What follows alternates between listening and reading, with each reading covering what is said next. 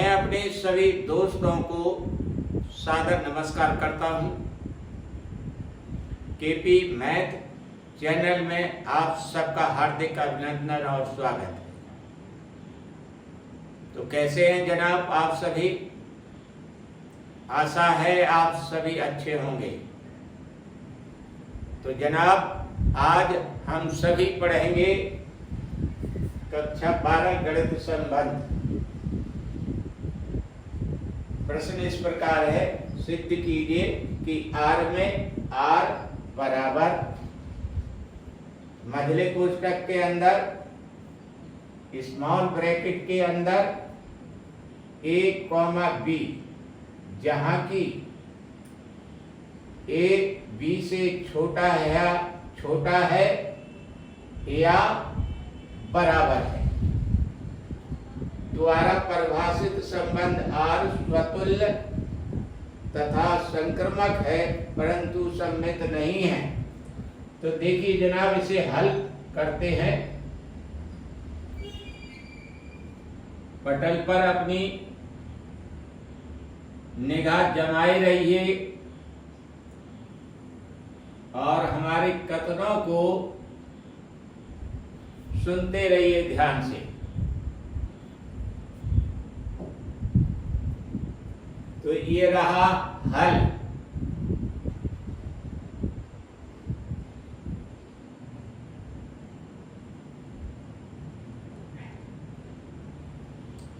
R को एक बार आप उतार लीजिए, क्योंकि R बराबर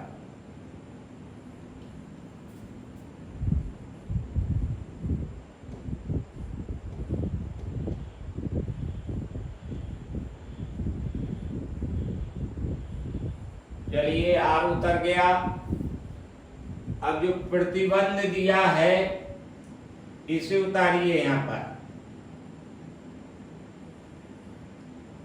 A लेस देन B और इक्वल, इस यह इंगित करता है का निशान लगाइए। लिखने का आप एक आइडिया सीखिए कि कौन चीज लिखते समय कौन सा तीर लगाना चाहिए, यह भी बहुत जरूरी है। यहां पर लिखिए A लेस देन और छोटी रखी इसी के नीचे खींच लीजिए। अब यहां पर B के स्थान पर आप A लिख दीजिए। यहां पर ये क्यों लिखा गया है? स्वतुल्य की परिभाषा में है कि कोई समुच्चय है तो उसका प्रत्येक अवयव स्वयं से R द्वारा संबद्ध हो या जुड़ा हो। इसीलिए यहां आया है, अर्थात A बराबर B की भूमिका निभा रहा है, इसीलिए यहां पर A रखा गया है, A बराबर B। अब इसको देखिए यहां पर कैसे लिखेंगे। इंगित करता है A बराबर A। कैसे?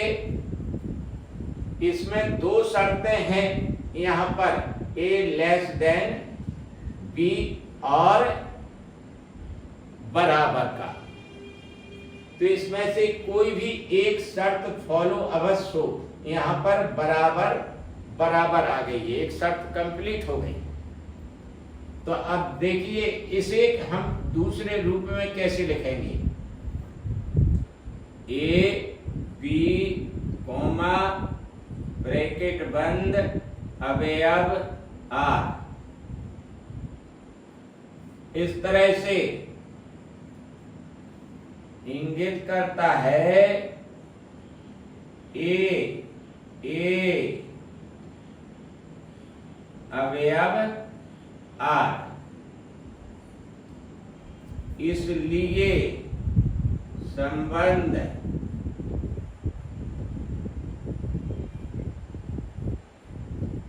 आर स्वतुल्य है।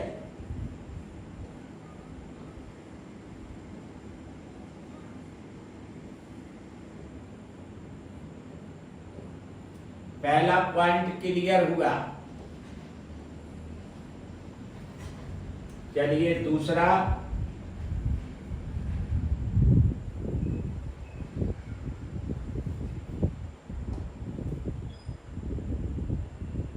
सेकेंड,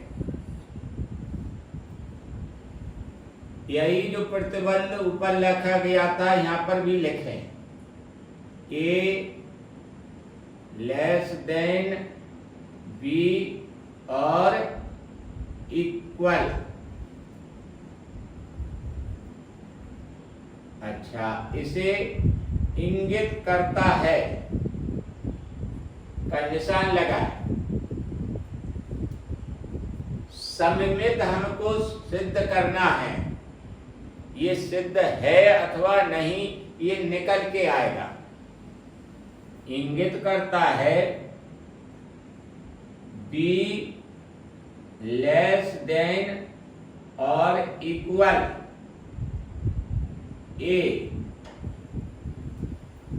सममित की ये खासियत है कि उनके जो अवयव होते हैं, एक अवयव दूसरी साइड पहुंच जाता है और दूसरा अवयव उस साइड पहुंच जाता है। यहां पर यही हुआ है, यहां पर ए और बी था, यहां बी और ए हो गया।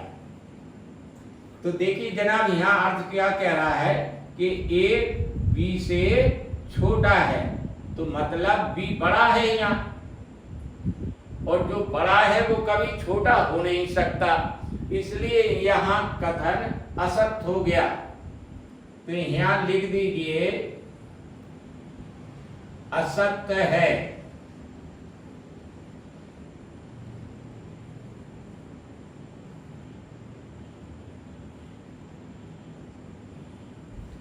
इसी को आप दूसरे रूप में कैसे लिखेंगे ये भी देखिए। इसे इस तरह से भी लिख सकते हैं,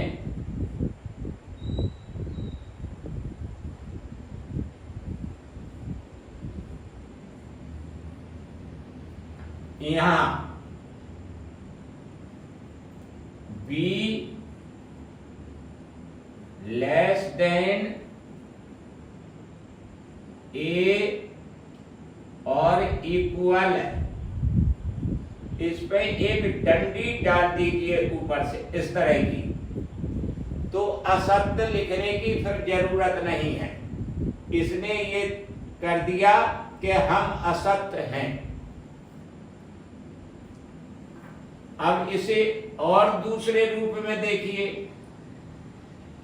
ए बी किरमित युग्म अवयव आर इंगित करता है बी ए, ब्रैकेट में बंद कर दीजिए, कोमा अवयव नहीं है आर, इस तरह से। तो दूसरा पॉइंट भी क्लियर हो गया। यहां लिखेंगे संबंध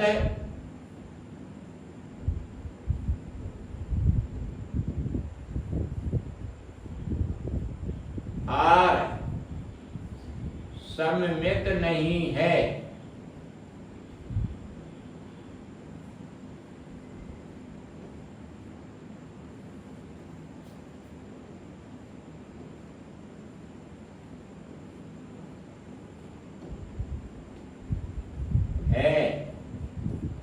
अब चलते हैं तीसरे पॉइंट की ओर।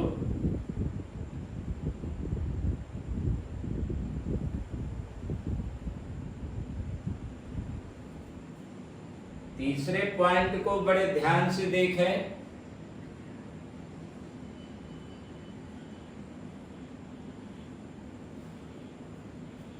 फिर आप वही प्रतिबंध उतारें, ए लेस देन बी और इक्वल टू, इस तरह से।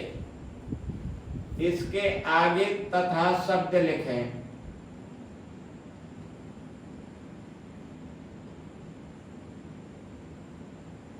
तथा बी लेस देन सी और इक्वल टू, इस तरह से इंगित करता है ए लेस देन सी और इक्वल टू, इस तरह से। अब इसे आप दूसरे रूप में लिख दीजिएगा, कृमित युग्म के रूप में।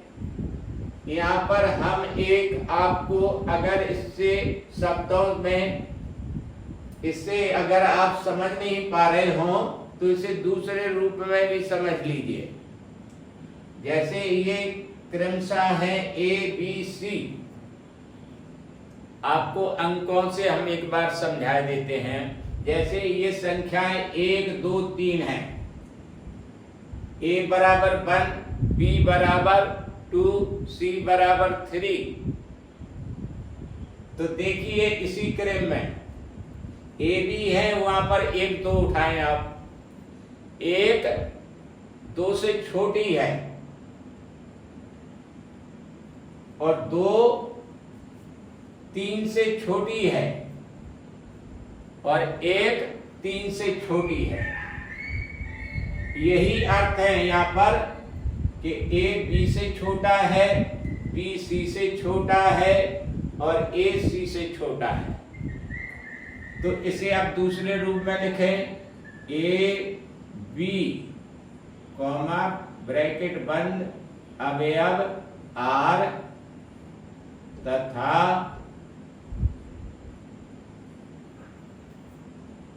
बी सी कॉमा ब्रैकेट बंद अवयव आर इंगित करता है ए सी कॉमा अवयव आर। अतः यहां नीचे लिख दीजिए, इसलिए संबंध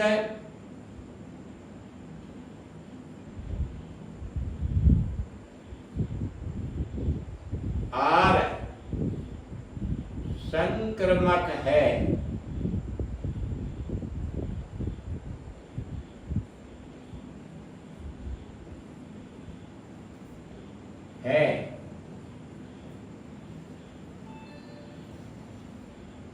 एक लाइन में आप जवाब दे दीजिएगा,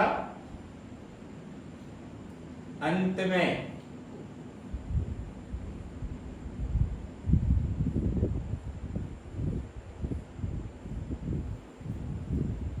संबंध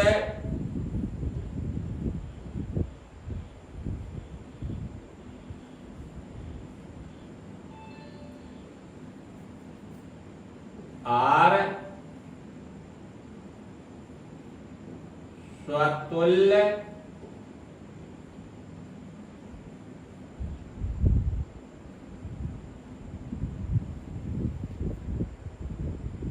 व संक्रमक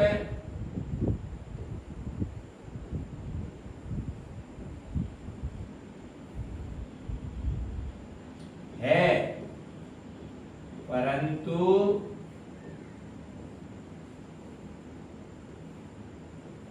सममित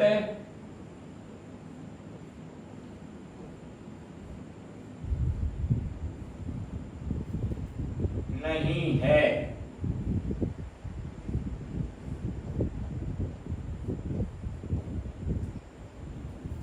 इति सिद्धम्।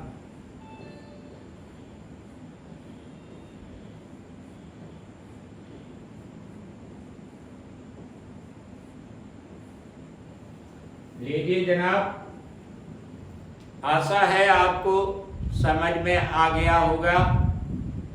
मैंने अपनी तरफ से भरपूर प्रयास किए आपको समझाने के लिए अच्छी तरह से।